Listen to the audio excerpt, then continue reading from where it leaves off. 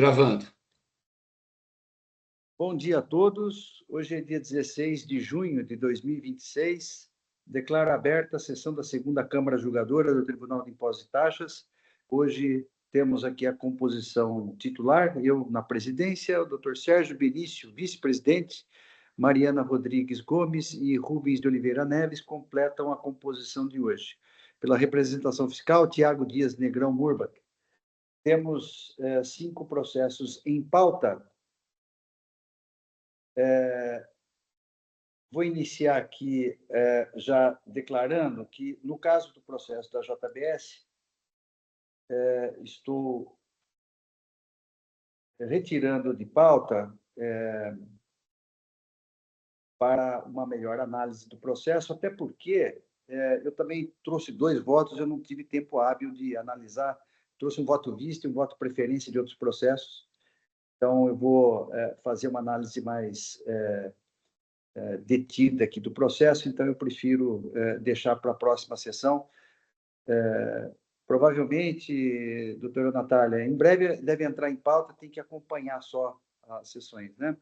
Eu vou estar ausente na próxima sessão, mas provavelmente na outra vai ser colocado em pauta, tá bom? Perfeito, presidente. Eu agradeço, desejo a todos uma ótima sessão. Deixar um abraço aqui para o doutor Sérgio, para o doutor Gustavo, com quem tive a oportunidade aí de trabalhar por bons anos. Abraço a todos. Um abraço, doutora Natália. Um abraço, prazer em revê-la.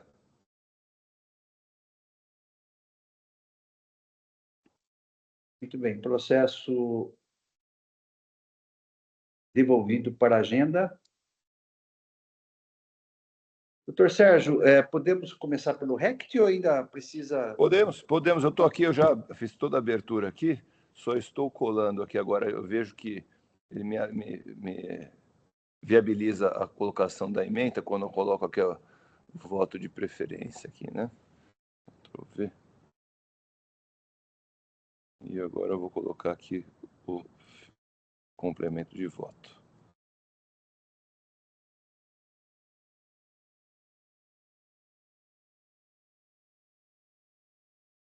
Aqui já apareceu para mim que a sua preferência está em andamento, né? Sim.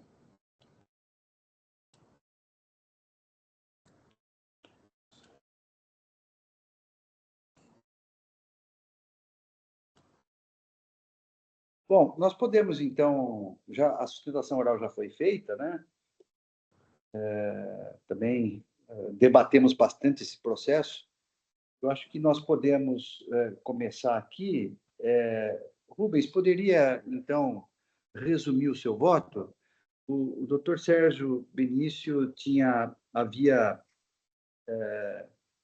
apresentado uma proposta, né, de não provimento do recurso ordinário, e o doutor Rubens apresentou um voto vista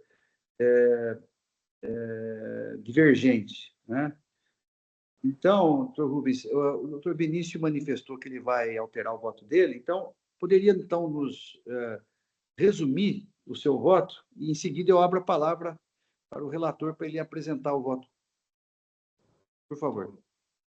Certo. Bom dia, presidente, bom dia a todos. Esse caso trata-se de... aquela operação, não lembro agora se é elipse ou catarse, isso. Onde um grupo, né, de fraudadores organizou um esquema de fraude fiscal estruturada, onde eles adquiriam mercadoria dos fabricantes paulistas, a mercadoria era enviada para um estado vizinho, com alíquota reduzida, né? E depois o grupo providenciava o retorno dessa mercadoria ao estado paulista com a interposição de uma empresa fantasma, inidônea, inexistente, no meio, que seria, então, responsável pelo recolhimento do ICMS-ST nos termos do 426A. Isso não acontecia, né? E a mercadoria saía do outro estado diretamente para o atacadista real que recebia essas mercadorias com uma nota fiscal emitida por esse inidôneo interposto, como se o imposto todo já tivesse sido pago. Então, isso era a fraude, né? E o fisco, por alguma razão, decidiu e o autuado seria o fabricante, né? E todo um malabarismo jurídico aí para poder responsabilizá-lo pelo imposto que deixou de ser pago, desconsiderando a operação interestadual, considerando como, enfim, uma situação bem complicada, né? E para que isso fosse possível, né? E mesmo assim há uma dúvida, né? Se o 84A pode desconsiderar fatos do mundo real e não apenas atos de negócio jurídico, mas enfim, seria necessário comprovar o dolo, né? Do autuado, que ele cometeu atos visando simular a ocorrência de fato gerador, etc. E isso não aconteceu. E como as provas que o fisco trouxe para essa acusação fiscal era que os boletos foram pagos por terceiros, que é um fato que está fora do alcance do autuado e não comprova nada, né? Assim, e o fato de que os pallets retornaram, os pallets saíram para outros estados com a mercadoria e retornaram de terceiros, que é algo corriqueiro, né? O fabricante manda, né, dar saída na mercadoria em pallets para talvez um distribuidor que repassa isso dentro desses mesmos pallets, né, para um atacadista, algo assim. Enfim, na hora que isso é desmontado, a mercadoria é dividida, o pallet retorna para o fabricante e há, inclusive, legislação própria para isso, né, um ato COTEP. Então, esses elementos apresentados pelo fisco, eles não comprovam absolutamente nada, né, não há nada de irregular na operação realizada pelo autuado. E realmente é uma coisa que não é compreensível por que os fraudadores deixaram de ser autuados, né? E optou-se, então, por uma autuação que não tem nenhum fundamento para tentar autuar o fabricante, que não tem nada a ver com a história toda, né? Então, diante desses fatos, eu decidi cancelar o auto de infração, provimento ao recurso do contribuinte e não conhecer do recurso do solidário, que perdeu, assim, o objeto. Então, esse foi o meu voto, senhores. Bem, obrigado, doutor Rubens. Eu passo, então, a palavra ao doutor Sérgio Benício, relator do processo. Doutor Sérgio.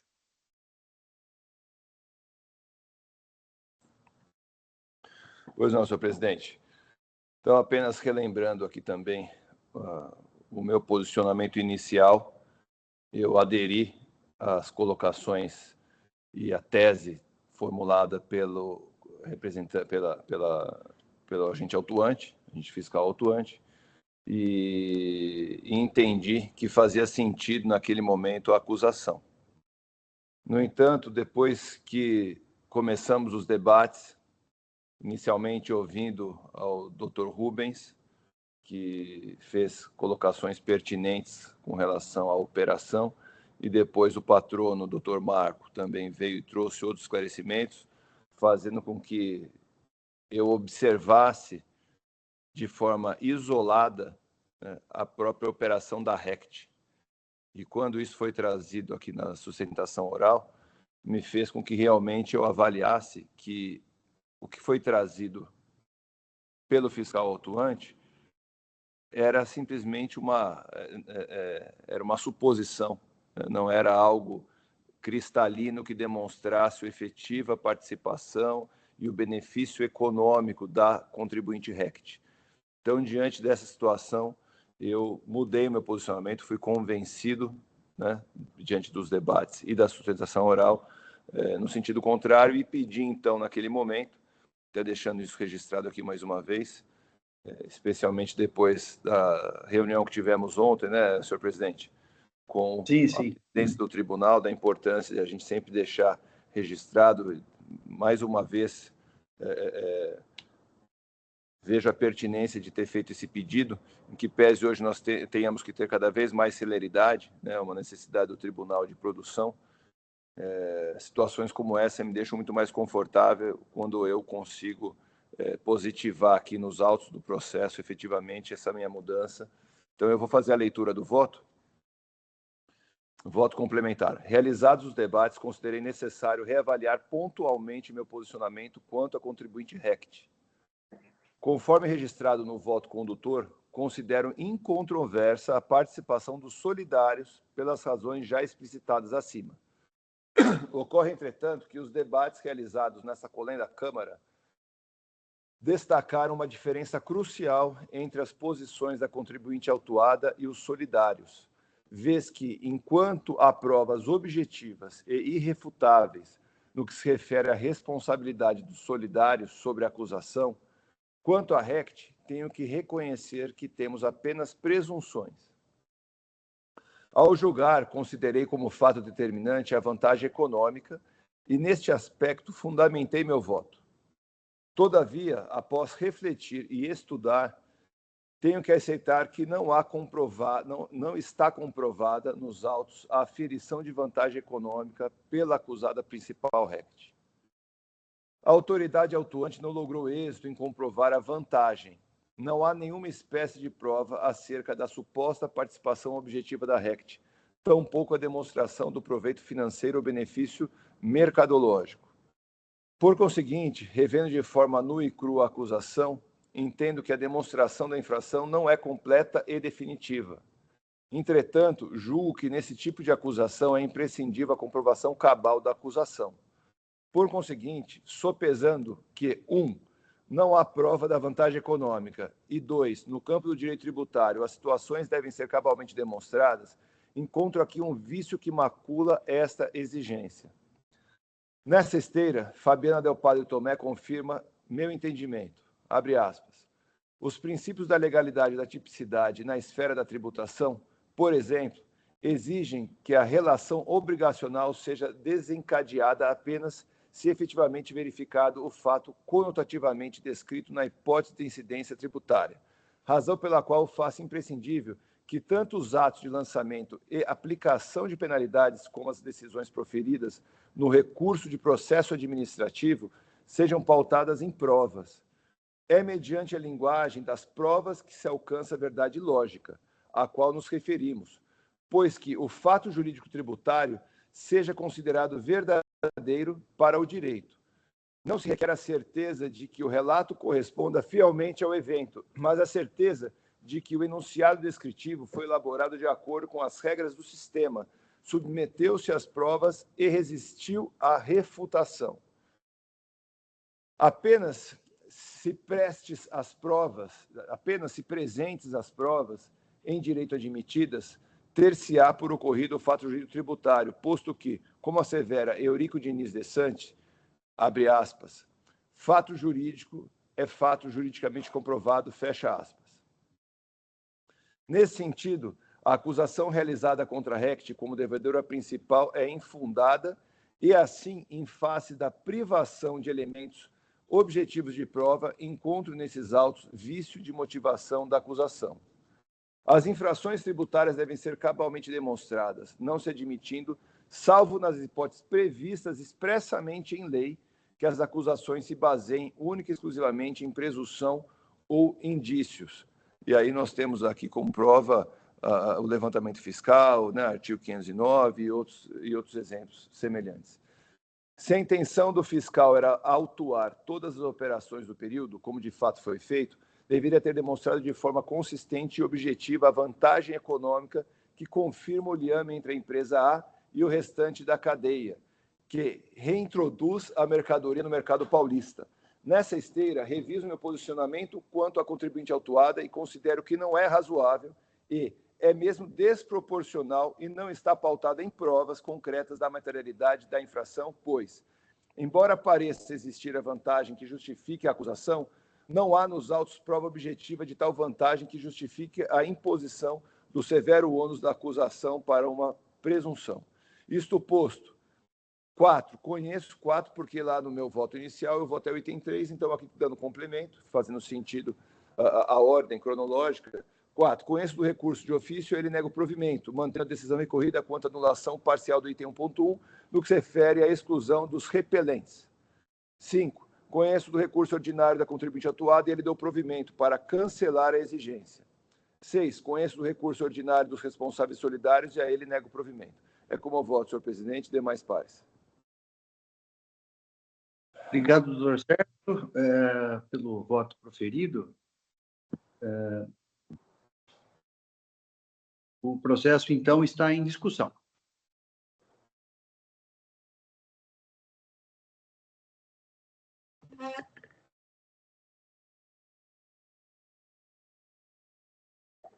Muito bem, não havendo inscritos, eu estou encerrando os debates. Peço que os senhores juízes confirmem presença para quórum de votação.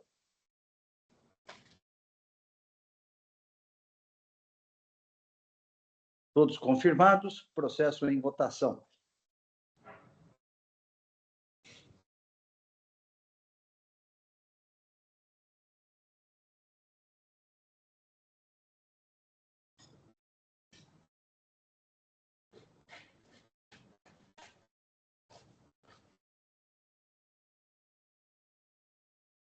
Mariana, precisa fazer o voto?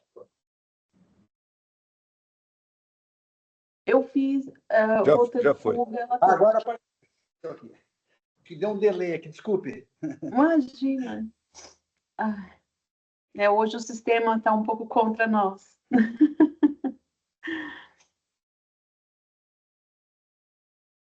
Muito bem. Votação encerrada. Proclamo o resultado do julgamento. Recurso ordinário, conhecido integralmente e provido. Recurso ordinário do solidário, aqui da hipermarca não conhecido, né, por perda do objeto, e recurso de ofício conhecido e negado provimento. Houve aqui a unanimidade, né? Embora a Mariana tenha acompanhado o relator, eu acompanhei o Rubens, né? Então, mas foi unânime de qualquer maneira. Então, vou registrar o voto vencedor.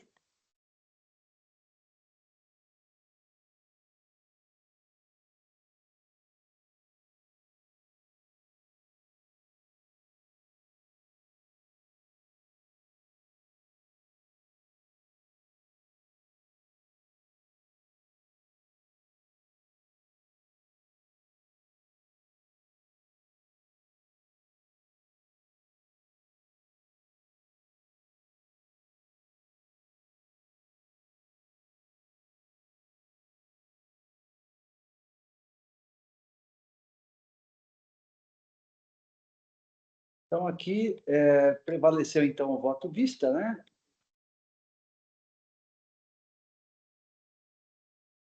Então, esse é o resultado do julgamento, doutor Marco Bernat.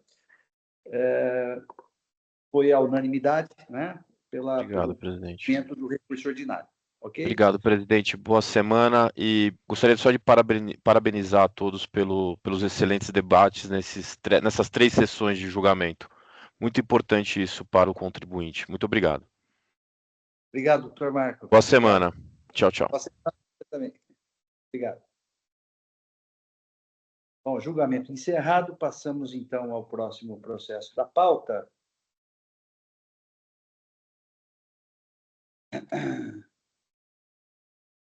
Roger Comércio e Distribuidora de Cosméticos. O auto de infração é o 4.146.964. Rubens de Oliveira Neves é o relator. É um recurso ordinário. Eu fiz um pedido de vista, né? Já antecipei a minha divergência, né? Então, eu passo a palavra ao nosso relator para que o Dr. Rubens faça um breve resumo do seu voto. Em seguida, eu profiro o voto visto. Obrigado, presidente. A acusação aqui é de falta de pagamento do imposto em entradas interestaduais de mercadoria provenientes de Goiás, sujeitas à substituição tributária, que tiveram como origem a Roger Goiás Distribuidora, pertencente aos mesmos titulares, né, do estabelecimento autuado. Um minuto. Bom, primeiro é um questionamento a respeito do 426A do RICMES, que fundamenta essa exigência. Eu entendo que é uma norma que está em vigor, não há que se discutir aqui, não há que se afastar normas em vigor aqui no contencioso administrativo, né? A alegada inobservância de redução de base de cálculo prevista nas operações, que é alegado pelo contribuinte, que não se procedeu à redução da base de cálculo, há que se observar o que dispõe o artigo 34 do anexo 2 do RICNES, que diz o seguinte: fica reduzida a base de cálculo do imposto incidente na saída interna dos produtos adiante indicados, observada a classificação, etc, etc, etc. E a decisão normativa CAT 8 de 2015, que diz o seguinte: a legislação tributária contém hipótese de redução de base de cálculo do imposto que alcança apenas parte da cadeia de circulação de mercadoria, não se aplicando, portanto, à operação destinada ao consumidor ou usuário final, tais como as previstas nos artigos 34 e 39 do anexo 2 do RICNES. Quando da aplicação dessa modalidade de redução de base de cálculo persistem dúvidas dos contribuintes em relação ao ajuste do IVA, o contribuinte paulista, na hipótese do 426A, já a alíquota a ser, aí tem eu pulo, passo para o próximo, né? Já a alíquota a ser utilizada no cálculo do imposto devido pelo substituto tributário em relação às operações subsequentes, e no cálculo do imposto a ser recolhido por antecipação de que trata o 426A do RICNES, é a alíquota interna aplicável às operações destinadas ao consumidor final neste Estado, não cabendo aplicação de carga reduzida. Então, a legislação paulista determina que o imposto a ser recolhido nos termos do 426A do RICNES será calculado sobre a alíquota interna do produto, sem redução da carga tributária. Então, entendo que não houve equívocos no cálculo do imposto exigido na outra infração. E quanto aos alegados pagamentos que já teriam sido realizados pelo autuado, o tema foi objeto de diligências da fiscal atuante, que, analisando a documentação apresentada pelo autuado, constatou que se tratava do mesmo material apresentado no decorrer do trabalho fiscal e que o autuado declarou que a memória do cálculo enviada anteriormente trata-se do recolhimento de todas as notas fiscais recebidas no mês assim indicado, contendo os itens da operação. Não foi feito o recolhimento individualizado, a empresa fez uma guia por mês, contemplando todas as notas fiscais recebidas dentro dos meses acima mencionados. Então, o fisco notificou novamente o autuado para que se apresentasse um regime especial que o autorizasse a efetuar a apuração mensal englobada de forma diversa da prevista no 426A do RICNES. E que, não havendo regime especial, apresentasse planilha contendo a discriminação clara e precisa da parcela referente ao ICMS-ST, juros e multa moratória para cada item da nota fiscal. A auditora manifestou-se informando que não é possível vincular os recolhimentos apresentados pelo contribuinte às entradas objeto do AIM, pois a legislação determina o recolhimento individualizado e antecipado do ICMS nas operações regidas pelo 426A, e o contribuinte apresentou recolhimentos genéricos efetuados em datas únicas, 24 de fevereiro de 2017, 31 de março de 2017, sem discriminações na escrita fiscal referente a janeiro e fevereiro de 2017. Então, a fiscal conclui que os valores informados como recolhidos, eles não podem ser considerados no AIM, porque não tem como identificar, né? Não há como vincular esses valores ao imposto que está sendo exigido no AIM, porque são recolhimentos genéricos, podem se referir a qualquer coisa, né? Afirma a representação fiscal que o fisco não mediu esforços para averiguar os supostos recolhimentos, tendo notificado a empresa autuada por diversas vezes a comprovar o que sua defesa alegou, recebendo como resposta que o imposto exigido no AIM foi pago através da mencionada conta fiscal, da qual se infere que a empresa não conseguiu elidir a ação fiscal, mesmo que parcialmente. Então, eu concordo com o fisco, né, quanto à impossibilidade de se vincular os recolhimentos apresentados pelo autuado como sendo referentes às entradas advindas do estabelecimento goiano. Não se fez qualquer correlação entre os valores recolhidos e sua finalidade. Não é possível sequer garantir que se referem a pagamento de ICMS-ST. São recolhimentos genéricos, sem qualquer vinculação a alguma das operações autuadas, não sendo possível abater tais valores do débito fiscal exigido, pois não há provas mínimas de que se trate de recolhimentos relacionados ao imposto exigido nesse AIM. Então, eu dou o provimento parcial na autorização do recurso, ordinária apenas para dar a taxa Selic, né? Mas sem mantendo a acusação fiscal. Esse é o voto, senhores. Obrigado, Rubens, relator do processo. Esse tema do 426A já tem um entendimento sobre o tema, já não é novo, e depois, principalmente depois da decisão do Supremo, né, eu tenho reafirmado o meu posicionamento, que eu vou colocar aqui. Então, eu faço aqui um breve resumo da decisão recorrida, né? Quais foram os fundamentos da decisão recorrida.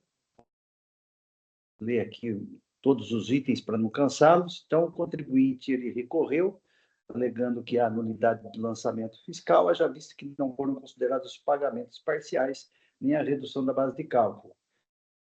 Também alega ilegalidade da cobrança reconhecida pelo Supremo, pelo tema 456, ilegalidade do excesso de juros da taxa Selic e ilegalidade da atualização da base de cálculo, da multa, e faz uma ponderação que deve ser buscada a verdade material. A representação fiscal apresentou contrarrazões às folhas 3.186 a 3.200, impugnando aqui item por item das alegações do contribuinte. Então, eu faço, então, a leitura do meu voto, do restante, né, que aí já estou sintetizando, né?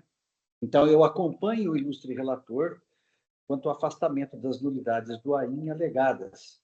O mérito também acompanha a relatoria no que tange a questão do correto cálculo do crédito tributário quanto à redução da base de cálculo, bem como aos juros e multa e a aplicação da nova redação da súmula 10 do TIT.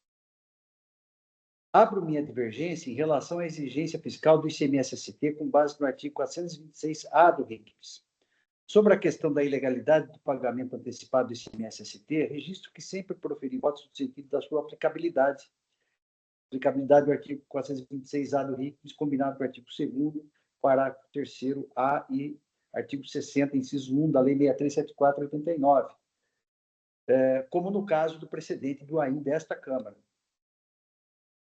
Na espécie, mas, no entanto, eu reformulei meu entendimento consoante os fundamentos que eu passo a indicar. Na espécie, constato insofismável violação ao artigo 99 do CTN, como veremos adiante.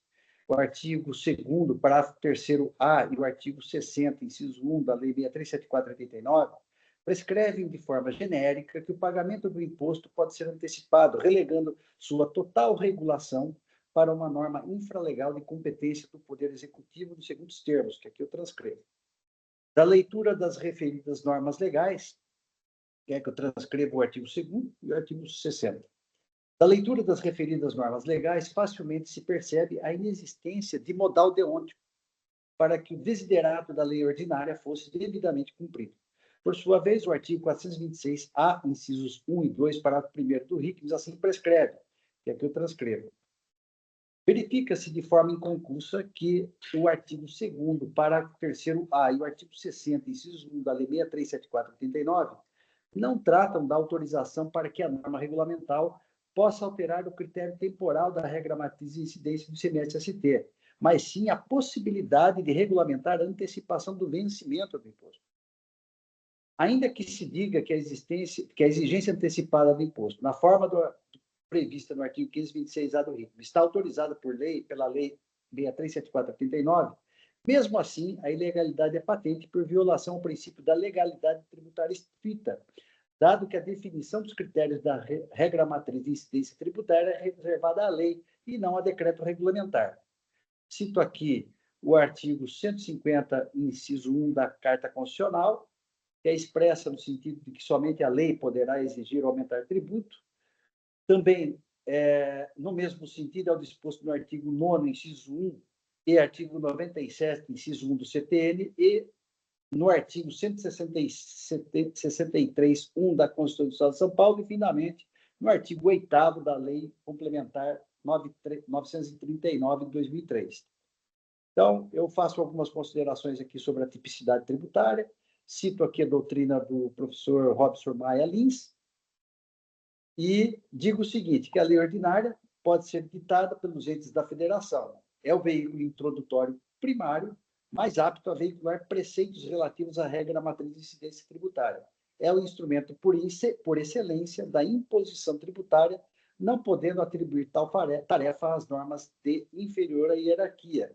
Com efeito, no presente caso, verifique-se a afronta ao artigo 99 do CPM. Infere-se que o decreto não poderá ampliar ou reduzir, modificando o conteúdo dos comandos que regulamenta. Deverá explicitar a lei detalhando minúcias não contempladas, o que não implica, obviamente, em mera reprodução do texto em caso em que sua função seria inócua. Sobre esse aspecto, trago aqui doutrina do professor Roque Antônio Carrasco e sigo aqui no meu voto.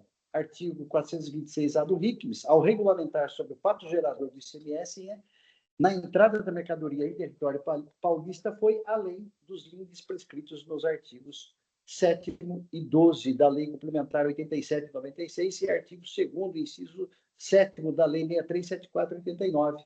Daí a legalidade da norma. No mesmo sentido, foi o quanto decidido no julgamento do recurso extraordinário 598-677 do Rio Grande do Sul, tema 456, pelo Supremo Tribunal Federal, em sede de repercussão geral. Então, nesse sentido, eu não vou ler aqui a ementa do voto, né, mas da ementa do julgamento, mas aqui, na sequência, o Supremo Tribunal Federal fixou a tese sobre a questão nos seguintes termos, tema 456, abro aspas, a antecipação sem substituição tributária do pagamento do ICMS para momento anterior à ocorrência do fato gerador necessita de lei em sentido estrito.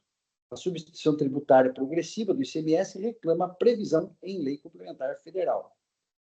Tanto é assim que há diversos precedentes do Tribunal de Justiça do Estado de São Paulo, que, analisando o artigo 426-A do RICMS, adotaram o entendimento do Supremo Tribunal Federal, tema 456, a exemplo de alguns julgados que eu aqui cito, um agravo de instrumento, número tal, da apelação número tal e apelação também número tal, todas elas, esses dois julgamentos de setembro de 2024.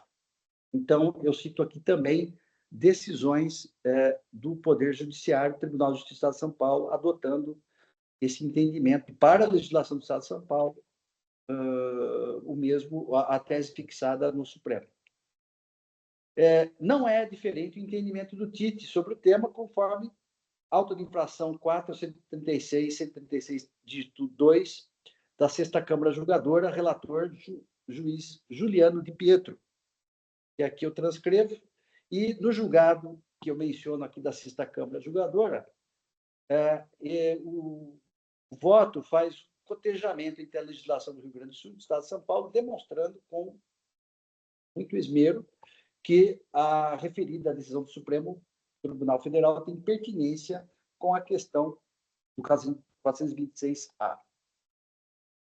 Não obstante, há precedentes dessa 2ª Câmara Julgadora. Eu cito aqui 2 julgados, também nesse sentido, né, da 2ª Câmara Julgadora, um de 2023 e outro recentemente, de dezembro de 2025, proferidos aqui pela 2ª Câmara Julgadora, neste mesmo sentido, né, acompanhando aí o entendimento do Supremo Tribunal Federal.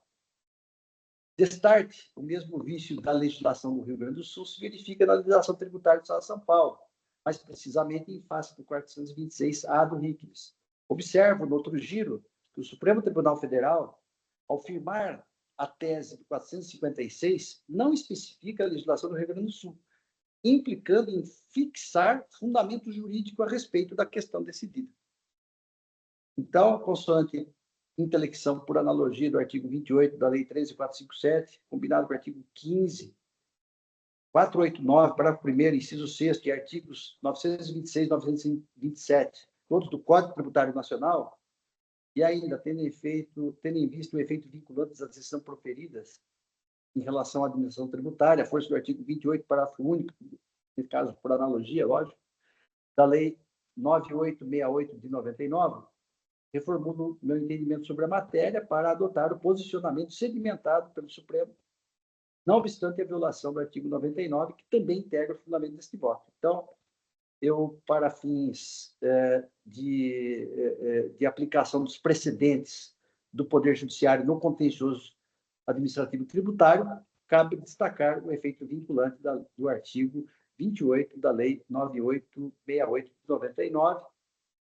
E, nesse sentido, eu acolho a tese do contribuinte de reconhecer a ilegalidade da autuação fiscal com fundamento no artigo 426A, né? Eu também faço aqui um aspecto, um parágrafo, praticamente, aqui, divergindo aqui, que como existem pagamentos parciais deveriam ter sido considerados, esse ônus caberia à fiscalização, eu faço essa observação, mas o fundamento principal é a questão do 426A. Então, eu conheço do recurso ordinário e dou provimento para cancelar o item 1 nos termos fundamentados, esse é meu voto. O processo está em discussão. E nos próximos casos que houverem sobre esse tema do 426A, eu prometo não ler de novo o voto, porque eu li não só em respeito ao doutor Gustavo Pellegrini, que está aqui, mas também porque a Câmara ainda é uma nova composição, não conhecia o meu posicionamento. Então, nos próximos eu serei mais econômico aqui no voto.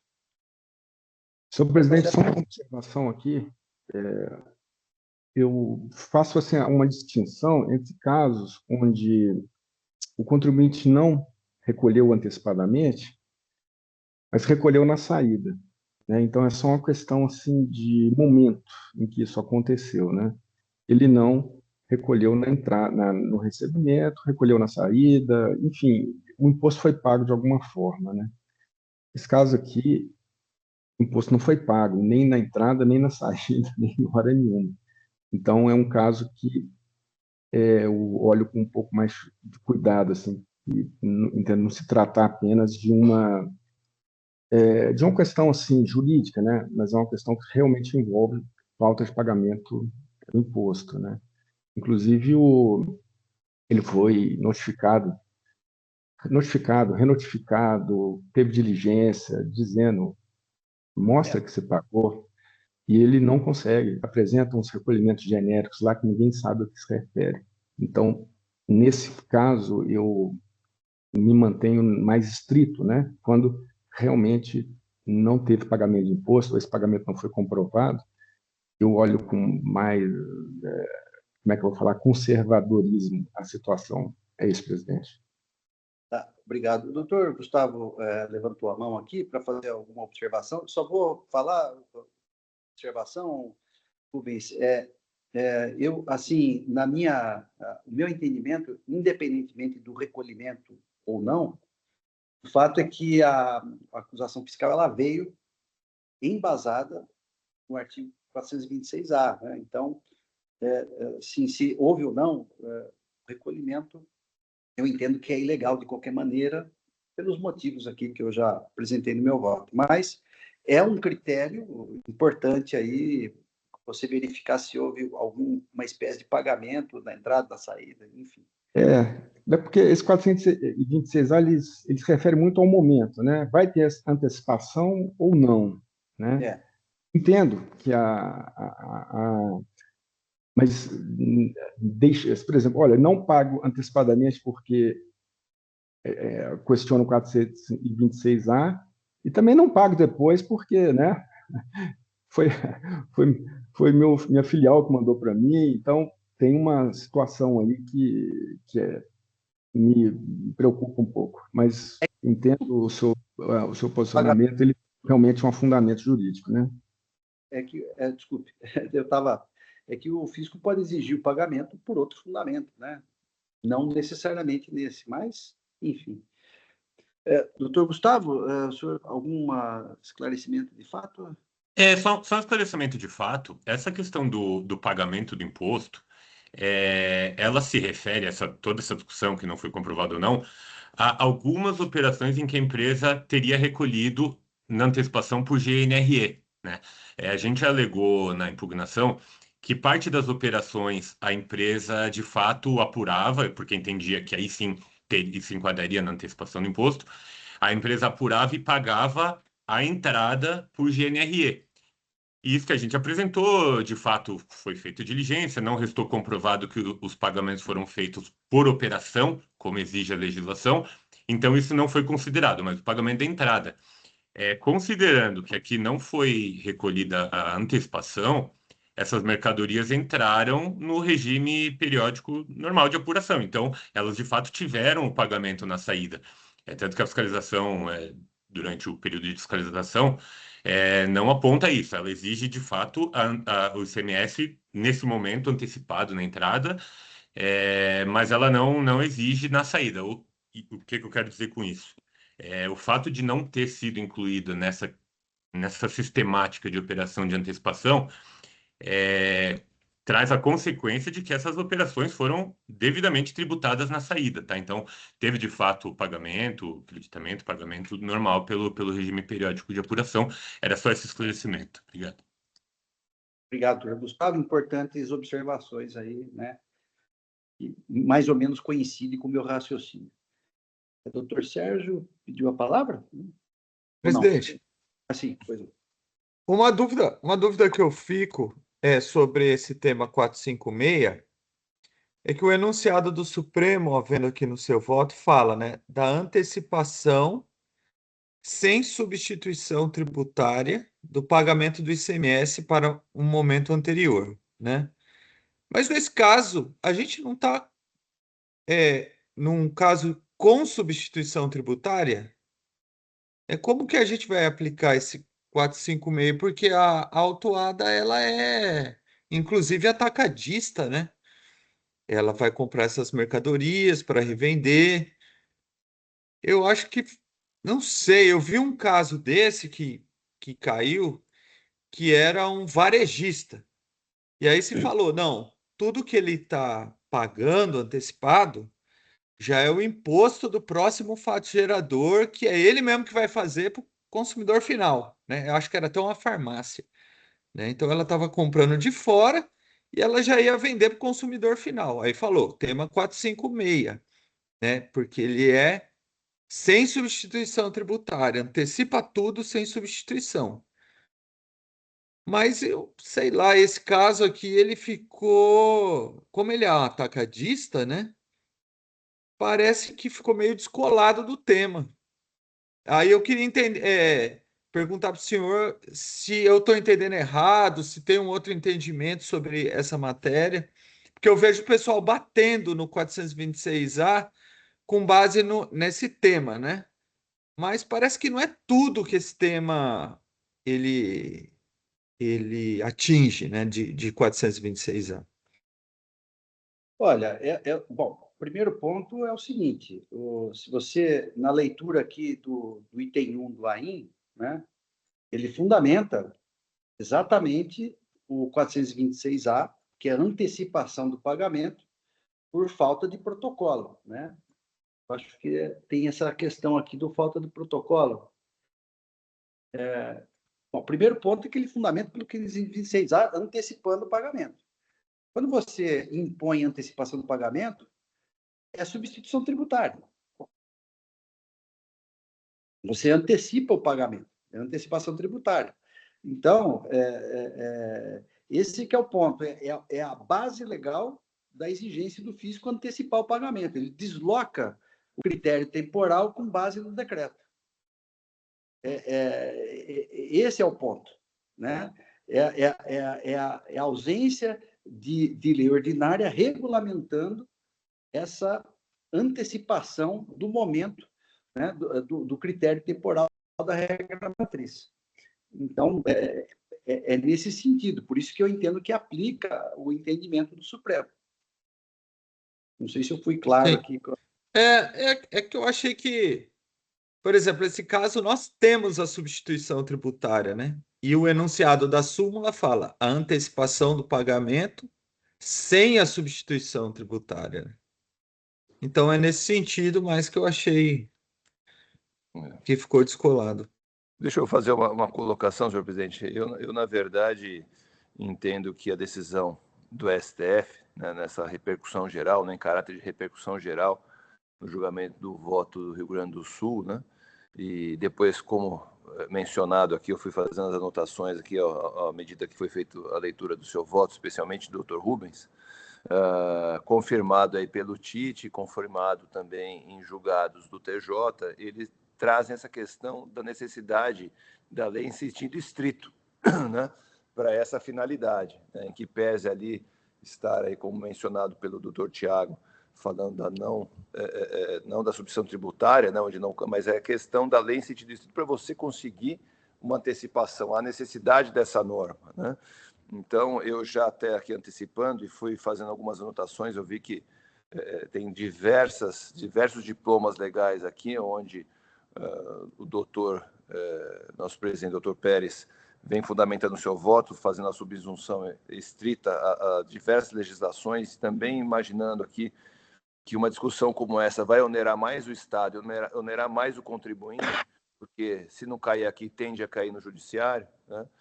Estou convencido aqui do posicionamento, né, com todo respeito ao voto muito bem elaborado do Dr. Rubens, estou convencido aqui da posição do Dr. José Pérez e vou acompanhá-lo.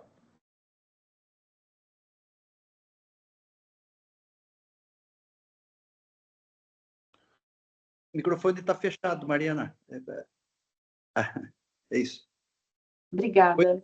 Pois não. Da minha parte, como eu já havia dito na outra sessão, eu concordo que o artigo 2º, parágrafo 3º-A, da Lei 6374, que é o que se utiliza usualmente como fundamento legal, ele não preenche os requisitos, porque ele coloca assim, conforme disposto no regulamento. Então, eu concordo que é uma norma muito genérica, que não traz os requisitos necessários. Porém, o artigo 60, no parágrafo 1º, ele fala: poderá ser exigido o recolhimento antecipado do imposto devido em operação ou prestações subsequentes, com a fixação do valor, tal, nas seguintes situações. E o inciso 1º, na entrada em território paulista de mercadoria ou recebimento de serviços originários de outro estado ou do Distrito Federal. No meu entendimento, esse dispositivo legal, ele preenche os requisitos necessários que são exigidos por esse tema do Supremo. Então, ao meu ver, existe fundamento legal em lei em sentido estrito para a exigência antecipada do tributo. Então, eu voto junto com o relator, Dr. Rubens.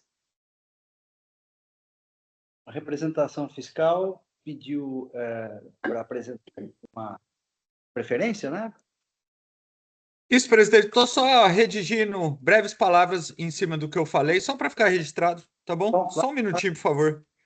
Importante que, com certeza, esse tema vai à Câmara Isso. Superior. Acredito que a apresentação vai entrar com recurso especial. Isso. Só para ter o questionamento nosso aqui.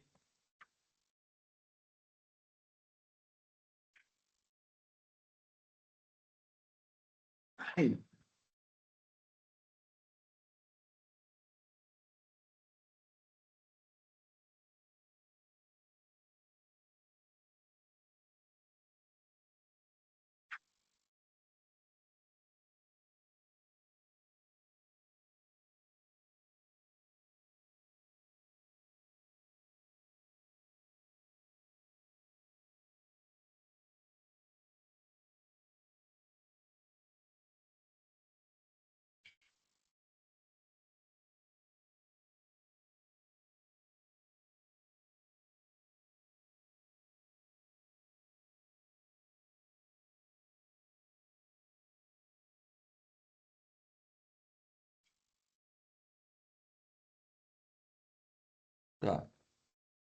Aqui peço pena para discordar do voto do ilustre juiz Dr. Zé Rivaldo, pois o enunciado do tema 456 fala, né, sem substituição tributária, e no caso temos uma antecipação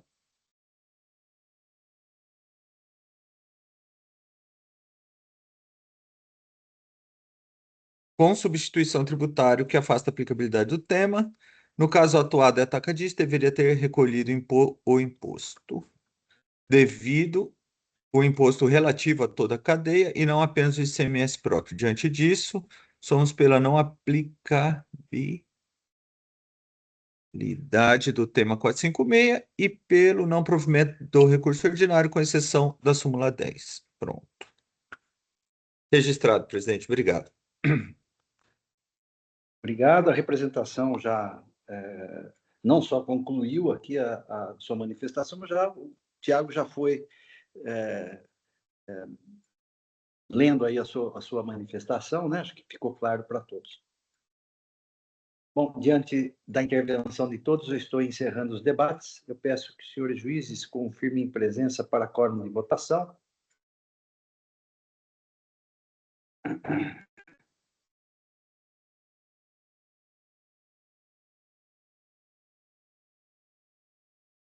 Todos confirmados, processo em votação.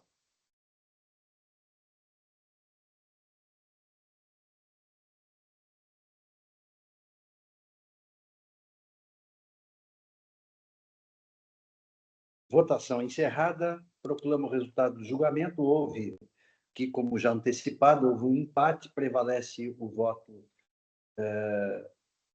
voto vista pelo voto de qualidade da presidência.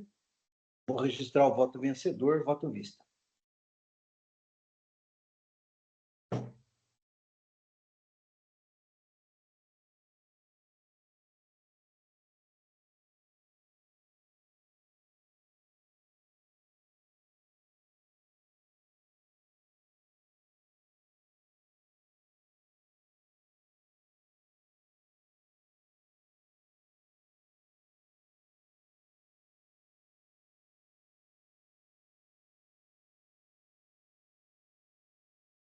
Registrado, então, doutor Gustavo, prevaleceu o voto vista, recurso ordinário conhecido e provido.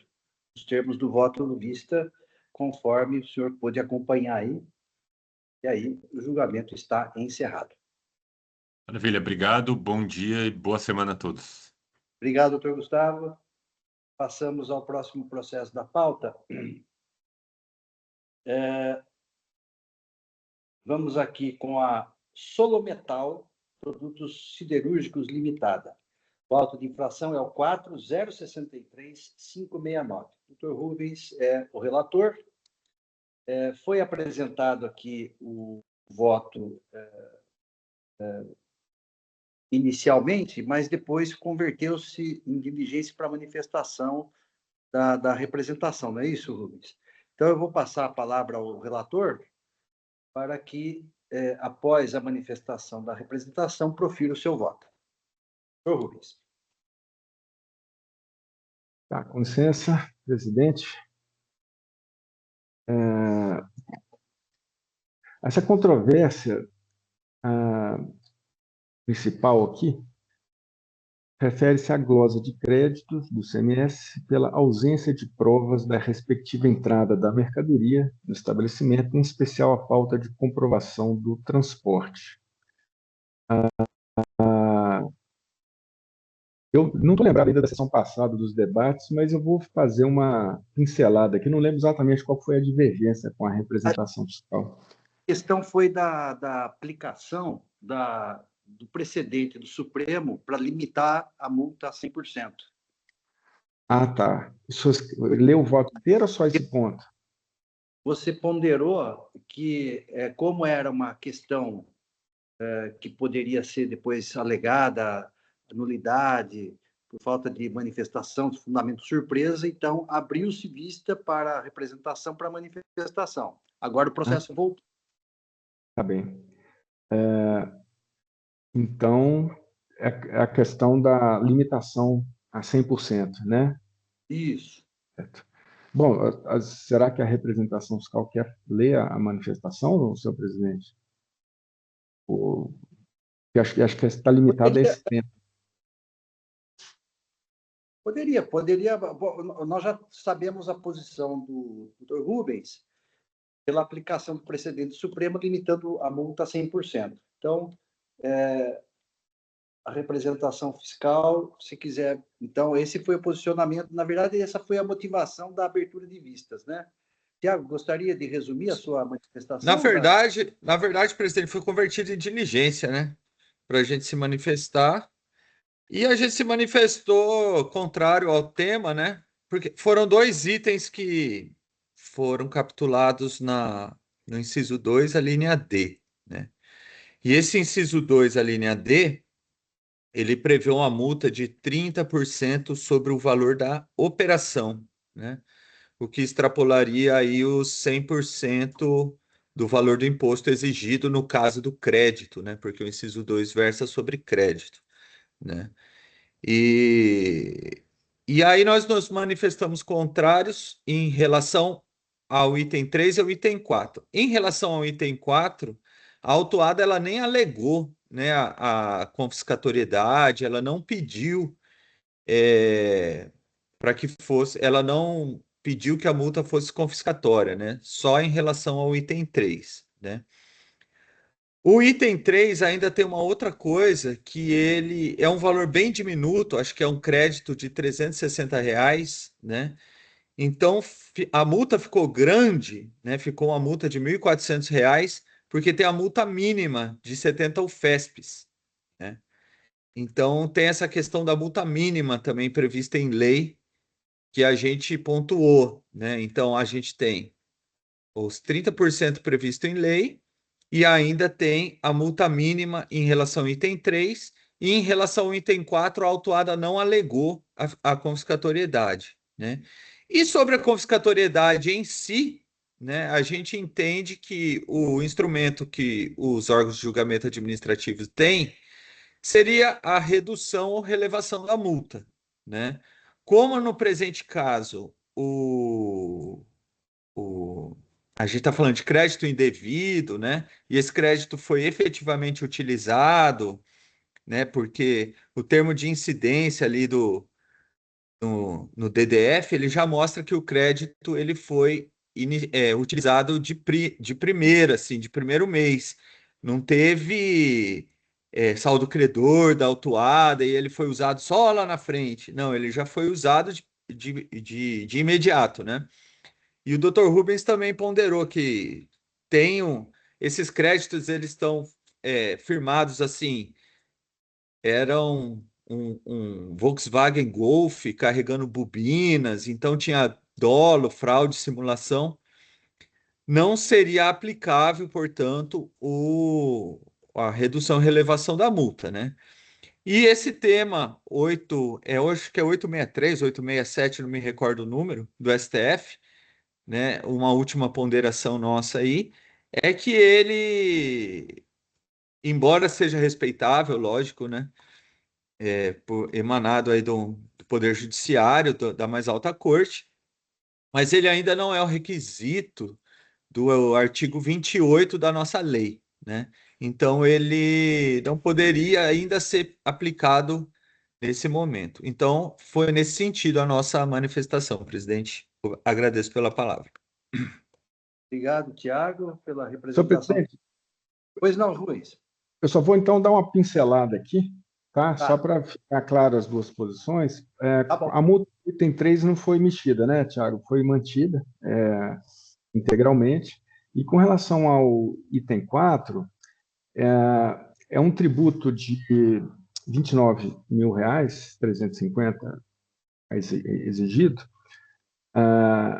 ao passo que a base de cálculo da multa, não atualizada ainda, equivale a R$ 256.816, valor onde aplicada a alíquota de 30%, resulta em um valor original de R$ 77.000, né, mais que o dobro do tributo exigido. E então, nesse caso, né, eu também estou ouvindo, principalmente aqui, a valiosa contribuição aí da doutora Mariana, né, que nos conta o que acontece depois, que já existe uma posição absolutamente consolidada, né, no judiciário de que a multa não pode ultrapassar o valor do imposto exigido. Então, por esse motivo, eu reduzo a multa, né, para 100% do valor do crédito, e apontando aqui que há circunstâncias agravantes, né? No caso, que para justificar seja 100% do valor do imposto, não menos, né, dependendo lá do entendimento do Supremo. Sim, há circunstâncias agravantes, houve apresentação de CRPCs falsos, né? Então, o que autoriza, então, a limitação da multa a 100% do valor do imposto. Então, foi nesse ponto que foi o voto, senhores. Então, foi isso, tá? Muito bem. Obrigado, doutor Rubens, pelo resumo do seu voto, né? A gente já conhecia. Esse tema de sanção tributária é um tema que particularmente me interessa, né? E eu fiz um voto preferência acompanhando o relator, né? E discorrendo sobre o meu entendimento a respeito da necessidade de reduzir a multa ao patamar do máximo de 100%, conforme entendimento já do Supremo, citando aqui não só o 487, como citou o relator, mas também o tema 863 do Supremo, que também vai na mesma direção, né? Mas eu não vou ler o voto aqui, queria registrar aqui o meu entendimento, que coincide com o voto do relator nesse sentido. É isso. Diante disso, o processo está em discussão.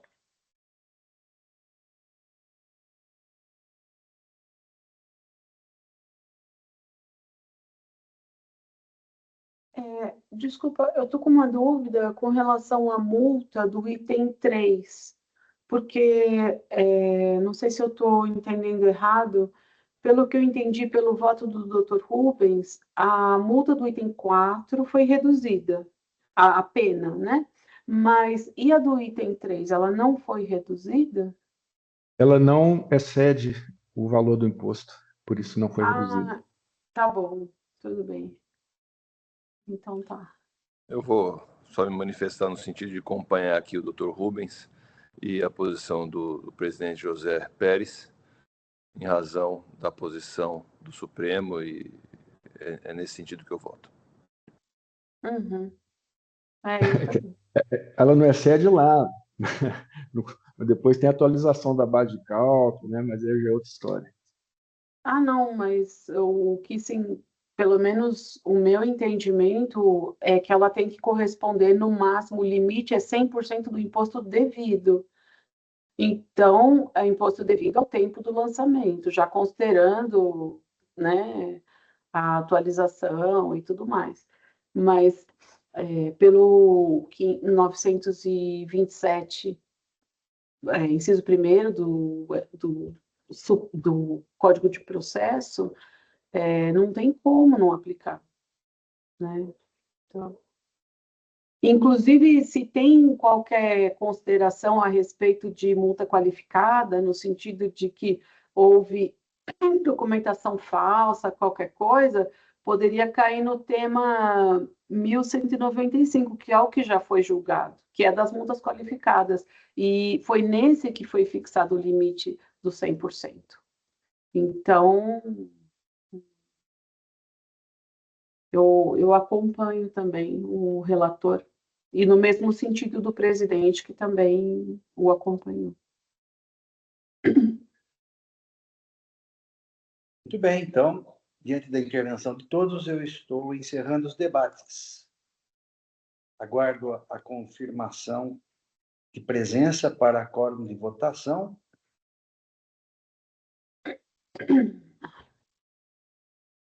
Todos confirmados. Processo em votação.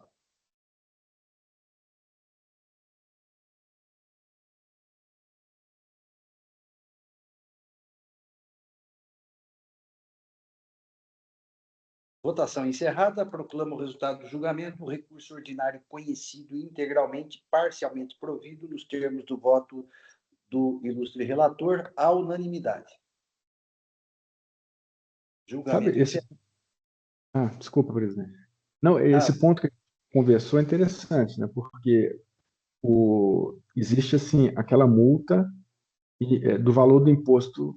O valor do imposto não pode ser corrigido, né? Então, vamos supor, o sujeito, R$ 100.000, multa 100% do valor do imposto, R$ 100.000. Só que na hora da lavratura do auto de infração, o imposto permanece o mesmo. Só que a multa virou R$ 200.000 porque teve aquela aplicação de juros entre o valor da multa original e o valor na hora que lavrou o auto de infração, né? Então, assim, teria que ver depois, já vai dar discussão, se esse 100% é lá no começo ou tem que ser 100% aqui no final, né? No momento da lavratura do auto de infração. Se esse 100%, porque depende da atualização da base de cálculo da multa, né? Lá atrás, ela era 100%, mas na hora que foi lavrar o auto de infração já era, sei lá, 200%, né? Então, aonde que se aplica esse 100%? Tem que ser aqui no final, já na hora da lavratura do auto de infração, ou lá no começo, na hora que se estabeleceu a multa na sua base de cálculo original, né? Porque tem todos esses detalhes aí, né? Que quando você atualiza a multa, você também tem que atualizar o valor do tributo, né? Para verificar se tem ou não o 100%, né? Pois então, mas isso não está no auto de infração. Inclusive, as taxas de juros, as taxas, agora é tudo Selic, né? Mas antes não, a taxa da multa, né? Era uma, depois, enfim, olha, eu vou te contar um negócio. O cara tem que ser realmente um especialista aqui para poder tá sabendo de todos os meandros aí da coisa, né? Essa questão está sendo bem debatida no judiciário, é um dos pontos que está tendo mais problema para nós, porque quando a gente discute isso na fase de conhecimento, ainda tudo bem, na minha opinião, porque eu acho que daí o judiciário decide e aquilo que ele decidir a gente cumpre.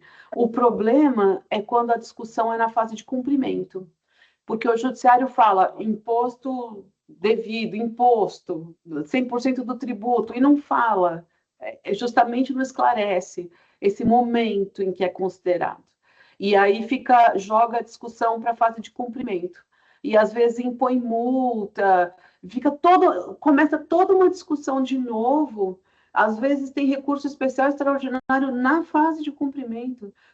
Tudo isso, na minha opinião, porque o Supremo, eu acho que quando ele redige os precedentes, ele redige de uma forma muito lacônica. E, em vez de decidir logo de uma vez, coloca lá, é o imposto devido ao tempo do lançamento, ou então é o valor histórico do tributo, né? Que a gente pode até não concordar, mas pelo menos cria uma certeza jurídica.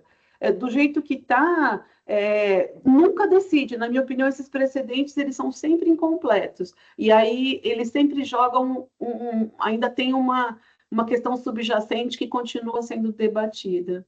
Né? Então... Ana, por isso que eu sou contra o ativismo judicial, porque o Supremo, ele, naquela boa intenção de querer resolver as questões, ele quer regulamentar situações que ele nunca vai conseguir prever todas as situações, né? Ele foca no caso concreto, imaginando que ele vai resolver tudo, e não vai. Por isso que a gente precisa de lei, né? Para regulamentar tudo que tem que regulamentar, né? Detalhadamente. E aí, esse é um exemplo só, né? Porque tem muitos e muitos outros casos que o Supremo decide e que as discussões elas não terminam, né? Ela resolve uma parte e aí as outras coisas vão continuando, principalmente em matéria tributária, né? Então, a gente sabe muito bem o que é isso. Esse é o grande problema e é o espaço que o legislativo nosso deixou, né? Para o judiciário ficar legislando aí no lugar do legislativo. E a gente aqui, meros operadores do direito, sofrem aqui as consequências dessa problemática. Né? É isso aí. Exatamente. No congresso lá que eu participei, do Geraldo Ataliba, teve até uma discussão a respeito desses precedentes, e uma das propostas eu achei interessante, assim, teve uma mesa só sobre isso, e algumas propostas, claro, propostas abstratas, hipotéticas, né, propostas, e foram de levantamento de questões. Então, quando na edição de um precedente, não só ter uma ementa, mas ter realmente um roteiro de como aquele precedente deve ser aplicado. Então, claro, está invadindo totalmente a seara normativa, mas eu acho assim, já que o legislativo não legisla, né? Então, sei lá, se a gente está vivendo esse sistema de precedentes, pelo menos que o precedente traga uma segurança de como ele deve ser aplicado, né? Então, me pareceu que pelo menos é uma ideia que resolve, porque é isso que eu estou falando, a gente discute na fase de conhecimento, depois reinicia a discussão na fase de cumprimento, com relação a essa questão do que são os 100% do tributo, qual o valor é isso, né? Mas, enfim, é todo um debate, né? Muito bem, nós temos ainda um processo para julgar, é o GLOG, é um recurso ordinário, o auto de infração é o 4.147.236. Não há inscrição para sustentação oral. Passo a palavra ao relator para proferir o seu voto diretamente. Doutor Rubens, com a palavra. Sim, senhor presidente. Esse auto de infração tem 3 acusações fiscais de crédito indevido. Tá? O primeiro, o autuado tomou créditos na aquisição de bens do ativo imobilizado, são veículos, e notificado a apresentar as notas fiscais que fundamentaram os créditos, não apresentou. Item 2, lançou créditos no campo outros créditos e deixou também de justificar isso aí, não apresentou as notas fiscais. E no terceiro, escriturou créditos na aquisição de diesel e do aditivo Arla 32 em valores superiores aos devidos e deixou de apresentar as respectivas notas fiscais. As notas fiscais não da aquisição desses produtos, mas notas fiscais em relação ao item 1 dos veículos, tá? Só para deixar claro. O recorrente apresenta uma série de alegações preliminares e procedentes, onde questiona a OSF, a ausência de provas do controle de qualidade, os fatos de que as normas infringidas são artigos do regulamento e não de lei. Enfim, e nesse sentido não há irregularidades na OSF de folhas 39, que não necessita ser específica quanto ao objeto dos trabalhos fiscais. O controle de qualidade dos autos dos AINS é um procedimento administrativo de caráter interno do fisco, não sendo elemento obrigatório na instrução do AIN, e as normas do RICMES infringidas, como certamente compreende o nobríssimo patrono, são normas que regulamentam a Lei 6374 de 89, de forma que as acusações fiscais possuem base legal. O autuado aponta ainda a ausência de manifestação na decisão recorrida a respeito da glosa dos créditos referentes ao Arla 32. A submissão foi fundamento para uma anulação anterior e foi corrigida, tá bom? O Arla 32 é um aditivo de uso obrigatório no diesel, atuando no controle de poluição atmosférica, não há dúvida quanto ao direito ao crédito na aquisição desse produto, quando consumido na atividade do estabelecimento. Por que está falando isso? Porque o que lavrou alto, lavrou assim, meio, não explicou muito bem, então ficou um pouco vago, né, a acusação do item 3, os motivos pelos quais o crédito estava sendo glosado. Então, se aventou a possibilidade de discutir se é insumo, uso e consumo, mas isso não foi objeto da acusação fiscal. E no meio do processo isso virou discussão, né? Então não deu para entender muito bem, tá? Então, eu analiso então o mérito do item 1. O fisco acusa o contribuinte de descreditar na aquisição de ativo mobilizado sem apresentar a documentação fiscal. De fato, a documentação não foi apresentada, sendo que os créditos foram escriturados a partir de documentação fiscal emitida pelo próprio autuado, onde consta a seguinte observação: lançamentos feitos extemporaneamente na centralizadora nos últimos 5 anos, não aproveitados nos estabelecimentos destinatários da nota fiscal na época. Há que se concordar com o fisco no sentido de que esse documento não autoriza o aproveitamento dos créditos, sendo necessário apresentar os documentos fiscais que acompanharam a entrada da mercadoria no estabelecimento. O autor questiona a capitulação da infração, que está no artigo 61, e eu entendo que assiste razão ao autuado, de forma que altera a capitulação da infração referente ao item 1 para que conste o artigo 59, parágrafo 1º, item 3, que diz que o imposto é não cumulativo, compensando se for devido em cada operação, etc., relativamente à mercadoria ou à prestação de serviço recebida, acompanhada de documento fiscal hábil, que não aconteceu no caso. Tá? E isso não foi colocado lá originalmente, na norma infringida. Então, essa alteração não acarreta nulidade, sendo facultado ao contribuinte quitar o item com os descontos previstos no momento da notificação do AIM, nos termos do artigo 3 da Lei 13.457/09. Quanto ao item 2, o item foi retificado às folhas 385 para que a capitulação da infração conste como artigo 61, parágrafo 1º do RIFES. Enfim, é uma autuação que precisa de ser remendada, né?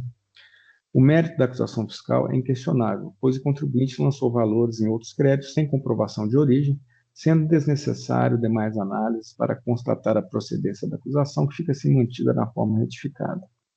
Quanto ao item 3, há que se analisar o fundamento para a glosa dos créditos no item 3. Nossa, está ruim assim. Se esse fundamento reside na falta de comprovação da existência de veículos no estabelecimento, não faria sentido discutir os valores creditados, porque, nesse caso, 100% do crédito seria glosado, né? Porque se ele compra aditivo e óleo diesel, e não tem veículo no estabelecimento, né? Mas não foi isso que se discutiu ali.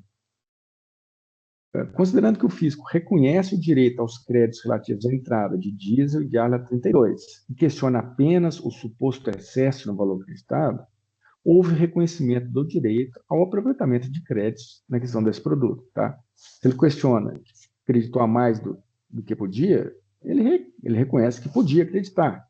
Né? É isso. Quanto ao aditivo, a acusação não menciona erro na alíquota de 18% aplicada na origem, que de fato é a alíquota interna desse produto. Tá bom? Portanto, se no item 3 os créditos foram glosados por excederem o montante devido, os créditos referentes ao ALA 32, a que me parece, foram corretamente destacados na nota fiscal e devem ser mantidos. O autuado não nega que os créditos referentes ao diesel foram calculados a maior, limitando seu recurso a um suposto erro na capitulação da infração, que no caso não contém vícios. Porque a capitulação diz que se o imposto for destacado maior do que o devido no documento fiscal, o excesso não será apropriado como crédito. A capitulação retificada da decisão recorrida está correta e guarda coerência com a acusação. Desta forma, reduz o item 3, reconhecendo o direito ao acreditamento referente ao ARA 32 nos montantes apropriados pelo contribuinte e mantém a glosa do excesso de crédito referente à aquisição do diesel. Desculpe, senhores, o voto realmente, né, não, mas o auto já é confuso lá do berço, então a gente precisa julgá-lo, né, da melhor forma possível. Então, é isso, senhores. Obrigado, Rubens. Proposta do relator é de provimento parcial do recurso ordinário. Este é a proposta do Dr. Rubens, o processo está em discussão. Eu devo ressaltar aqui, só, presidente, a posição da representação fiscal comentou sobre a questão do ARLA ter sido remetido para contribuinte do imposto. Tá? E, nesse caso, veio com a alíquota interna e deveria ser a alíquota interestadual, mas como isso não foi objeto da acusação, eu deixei. Falei, olha, eu não vou aqui julgar esse petita, né, porque ninguém mencionou isso na acusação fiscal. Então, eu considero que está correto a posição do Thiago, está certo. Mas isso não fez parte da acusação fiscal. Então, não posso pescar isso aqui, né, incluir isso como um fator da acusação fiscal para poder mantê-la. Então, só essa observação. Ok. Muito bem. O processo está em discussão. Eu vejo aqui, então, que o item 2 ele já foi retificado, né? Já. E o item 3, então, aqui é só o reconhecimento mesmo do Arla 32 na questão também do excesso, né? Óleo diesel e os aditivos realmente são considerados como legítimos, né? O acreditamento dele, a questão é o excesso, né? E o excesso que você está glosando. Eu acompanho. Eu acompanho o relator, senhor presidente. Eu confesso que eu não entendi muito bem essa história do Arla 32 no item 3. Eu li o auto, achei bastante confuso, mas... A acusação fiscal, doutora Mariana, ela acusa de excesso de crédito porque, no caso, o diesel, como ele tem uma alíquota interna de 12%, na legislação, esse deveria ter sido um imposto destacado lá no documento fiscal. Tá? Já o Arla 32, ele tem uma alíquota interna de 18%. Como isso foi fundamento da acusação, eu entendi que a premissa da acusação não se aplicava ao Arla, apenas ao diesel. Ok. Eu acompanho, então. Muito bem, eu vou acompanhar também o ilustre relator e estou, então, em os debates. Aguardo confirmação para quórum de votação.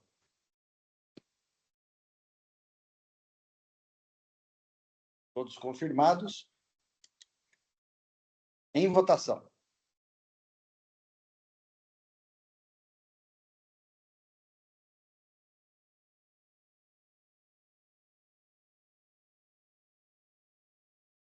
Votação encerrada. Proclamo o resultado do julgamento. Recurso ordinário, conhecido integralmente e parcialmente provido nos termos do voto do relator, à unanimidade.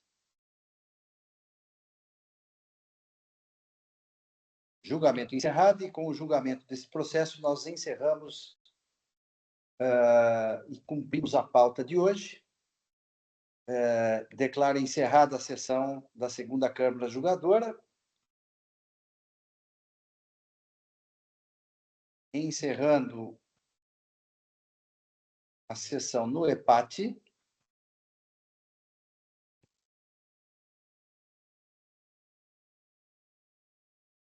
Encerrado, visualização de ata.